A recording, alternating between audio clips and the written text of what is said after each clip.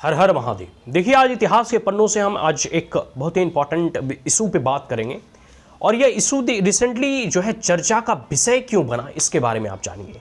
Recently एक TV के interview में एक बहुत बड़े हिस्टोरियंस थे, विलियम डल रिफेल। इन्होंने इस चीज़ का जिक्र किया कि जो बिहार में नालंदा यूनिवर्सिटी जो अभी खंडहर है, आप जो नालंदा खंडहर भ्रमण हेतु जाते हैं, घूमने गए होंगे आप लोग, वह अपने काल में, अपने मतलब समय में, जो वर्तमान अभी आप ऑक्सफोर्ड यूनिवर्सिटी देख रहे हैं, कैम्ब्रिज यूनिवर्सिटी देख रहे हैं, ये सब यूनिवर्सिटी से भी कहीं अधिक बड़ा और महत्वपूर्ण था, जो पूरे देश ही नहीं, इस भारत भूमि ही नहीं, बल्कि एशिया और अन्य दूसरे कंटिनेंट से ब्राइट माइंड को अट्रैक्ट करता था।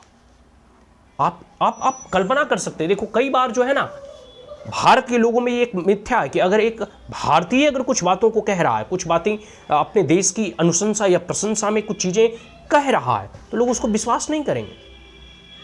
वो कोट करेंगे कि ये जो है फॉरेन थिंकर, फॉरेन हिस्टोरियन ने क्या कहा। आप बिलीव नहीं करेंगे कि कई बार हम इस चीज़ का जिक्र कर चुके हैं और आपने G20 सम्मेलन में भी देखा होगा कि जब नरेंद्र मोदी के द्वारा या राष्ट्रपति के द्वारा जब रात्रि भोज के लिए निमंत्रण दिया गया तमाम G20 के अध्यक्षों और राष्ट्रीय अध्यक्षों को, तो उस वक्त आप देखेंगे कि पीछे में जो है, आप वहाँ पर आपको दिखाई देगा कि किस प्रकार से जो है नालंदा खंडहर की तस्वीर प्राइम मिनिस्टर नरेंद्र मोदी के द्वारा लगाई गई थी और सभी लोगों को दिखा रहे थे कि देखिए, भारत के ऐतिहासिक गौरवशाली इतिहास को आप जो है, आप इससे जो है रूबरू हुई है, किस प्रकार से उस प्राचीन काल में जो है हमारे पास इतने बड़े विश्वविद्यालय के रूप में जो है विश्वविद्यालय हुआ करता था। यह बात अलग है कि इस्लामिक आक्रांताओं के द्वारा और जो है बख्तियार खिलजी के द्वारा जो है उस पूरे नालंदा खंडहर को ध्वस्त कर दिया गया और एक प्रकार से आप कह सकते हो कि उनकी लाइब्रेरी को जला दिया गया। उसमें कई सारे महत्वपूर्ण मैन्युस्क्रिप्ट वगैरह थे, हस्तलिपि वगैरह थे, जिसको कि जला दिया गया और ऐसा कहा जाता है कि उसका लाइब्रेरी 6 महीनों तक जलता रहा। उसमें इतनी पुस्तकें थी और बौद्ध, जैन या जितने भी उसमें रिसर्चर्स थे, सबकी हत्या कर दी गई। और यह भी दुर्भाग्यपूर्ण है कि उसी के नाम से आज बख्तियारपुर भी एक जगह का नाम पड़ा हुआ है। खैर, वो एक अलग विषय है, लेकिन यहां पर हम यह बातें जरूर कहेंगे कि आप बिहार के गौरवशाली इतिहासों के बारे में जानें। बिहार की इस पावन भूमि ज्ञान की भूमि रही है, ये सूर्य की भूमि है, जहां लोग सूर्य की उपासना करते हैं, ज्ञान के पुजारी हैं, ज्ञान के उपासक हैं।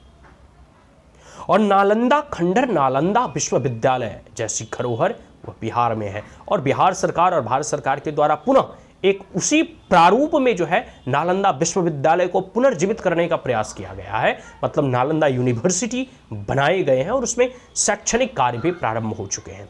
लेकिन कहीं ना कहीं जब इतिहास के पन्नों में यह जो है कह सकते हो कि एजुकेशन के सेक्टर में जो है, रिसर्च के सेक्टर में, इनोवेशंस के सेक्टर में जब आप बात करते हैं, तो कहीं ना कहीं इस चीज़ का जो है वर्णन देखने को मिलता है कि जो आज कैम्ब्रिज, ऑक्सफोर्ड जैसे यूनिवर्सिटीज़ इस पूरी दुनिया में हैं, जिनका कि नाम बहुत है, वैसी यूनिवर्सिटी और उससे भी कहीं अच्छे और श्रेष्ठ श्रेणियों में जो कह सकते हो यूनिवर्सिटी बिहार और इस भारत भूमि में पहले से थी।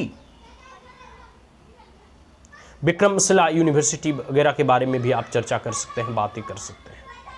तो ये सब सारी चीज़ें हैं। आप पूरे के पूरे जो है बिहार के गौरवशाली इतिहास के बारे में आप जानेंगे तो आपको पता चलेगा कि कितना गौरवशाली और गौरवपूर्ण इतिहास है बिहार का। तो यह मगध की भूमि है, यह गौरव की भूमि है, यह ज्ञान की भूमि है, यह प्राचीन भूमि है। आने वाले समय में बहुत सारे ऐसे ऐतिहासिक चीज़ों को, ऐतिहासिक पॉइंट्स को इतिहास के पन्नों के माध्यम से हम आपके सामने रखेंगे, आपसे चर्चा करेंगे। अगर यह वीडियो अच्छा लगा हो तो आप हमारे चैनल को लाइक, शेयर और सब्सक्राइब करना ना भूलें। Also press the bell icon. जय हिंद, हर हर महादेव, जय बिहार, जय मगध।